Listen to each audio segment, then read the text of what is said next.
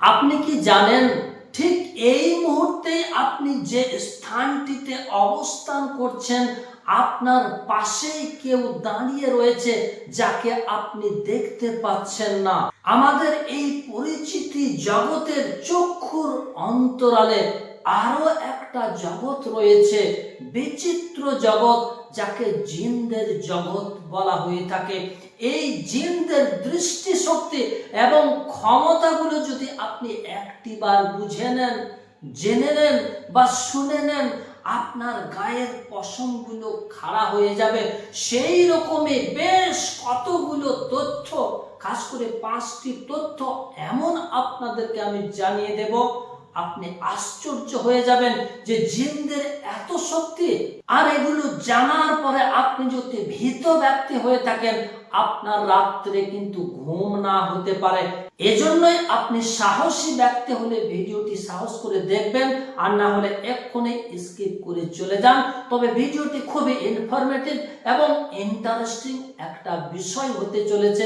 মনোযোগ সহকারে বিন্দুমাত্র স্কিপ না করে পুরো ভিডিওটি দেখে চলুন। প্রথম সত্যটি হলো, জিনরা আমাদেরকে দেখছে কিন্তু আমরা তাদেরকে দেখতে পাচ্ছি না।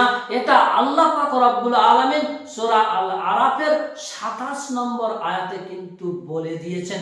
অতএব আমরা যা করছি তারা কিন্তু আমাদেরকে দেখতে পাচ্ছে। দ্বিতীয় সত্যটি হলো, তারা মানুষ সহ বিভিন্ন প্রাণীর আকৃতি ধারণ করতে পারে।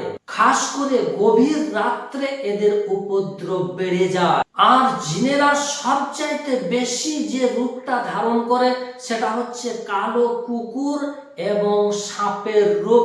এই দুইটা রূপ কিন্তু সবচেয়ে বেশি তারা ধারণ করে। এছাড়াও মানুষেরা যেসব হালাল প্রাণীগুলোকে আল্লাহর নাম নিয়ে জবে করে প্রাণীর মাংসগুলোকে ভক্ষণ করে এবং হাড়গুলোকে ফেলে দেয়, ওই হাড়গুলোতে তারা হাত লাগালেই কিন্তু সেই হাড্ডিটা বা হাড়টা গোশতে পরিপূর্ণ হয়ে যায়। শুধু তাই নয়, খুবই শয়তান জাতের জিনগুলো অপবিত্র জায়গাতে কিন্তু এরা থাকতে পছন্দ করে।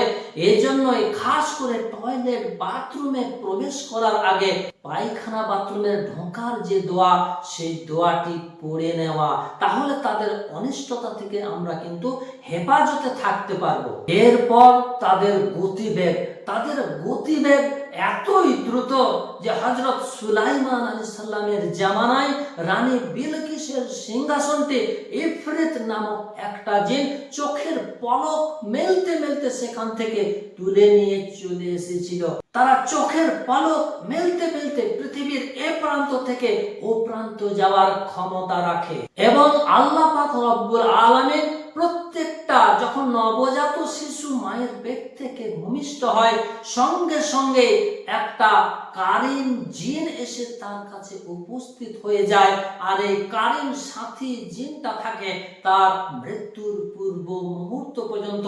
এই জিনটি ওই মানুষের সাথেই থাকে। তারা আমাদের প্রত্যেকটি পদক্ষেপ লক্ষ্য করে, দেখছে, তারা জানে। আর এজন্যই আল্লাহ পাক রব্বুল আলামিন কোরআনের মধ্যে বলে দিয়েছেন যে শয়তান তোমাদের প্রকাশ্য শত্রু। কারণ আমাদের সাথেই একজন কারিন শয়তান জিন রয়েছে, সে কিন্তু আমাদের সাথেই থাকে, অথচ সে আমাদের শত্রু। জিনদের এই জগৎ সম্পর্কে এই সত্যগুলো আমাদের মনে করিয়ে দেয় আল্লাহর সৃষ্টি কত সুবিশাল। তবে মানুষ হিসাবে আমাদের ভয়ের কোনো কারণ নেই, কারণ আল্লাহ পাক রব্বুল আলামিন ঘোষণা করেছেন যে মানুষ হচ্ছে সৃষ্টির সেরা মাখলুক। আমরা নামাজ, কোরআনের তেলাওয়াত, জিকির এবং প্রিয় নবী সাল্লাল্লাহু আলাইহি সাল্লামের শেখানো মসনুন দোয়ার ইহতিমাম যদি আমরা করে চলি, তাহলে এই শয়তান জিনগুলো আমাদের কিচ্ছুই ক্ষতি করতে পারবে না।